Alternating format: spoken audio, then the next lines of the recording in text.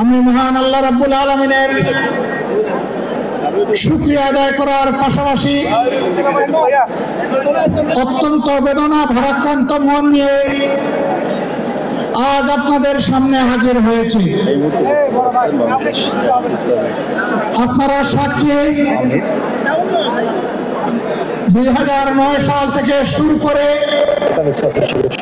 2024 সালের 5ই আগস্ট পর্যন্ত লক্ষ লক্ষ বাংলাদেশ মানুষ কিন্তু এখানে জমা আওয়ামী ফ্যাসিবাদের কবলে ছিল। ফ্যাসিবাদ প্রতিপক্ষ সংগঠন হিসাবে আজকের এই তার প্রথম হিংস্র থাবাটি বিস্তার করেছিল সমাবেশের বাংলাদেশ জামাতে ইসলামের উপর। ফ্যাসিবাদের পতনের পরেও ষড়যন্ত্র অব্যাহত আছে। এক এক করে আল্লাহ তাআলা সকল ষড়যন্ত্রকে ব্যর্থ করে দিয়েছেন। আমরা আশাবাদী একটা ঐক্যবদ্ধ জাতি আগামীতে সকল ষড়যন্ত্র আল্লাহর সাহায্যে ব্যর্থ করে দেবে ইনশাআল্লাহ। তাই আমার শেষ আবেদন, আসুন দল মতো ঊর্ধ্বে উঠে আমরা সব ধরনের ফ্যাসিবাদের বিরুদ্ধে আমরা রুখে দাঁড়াই।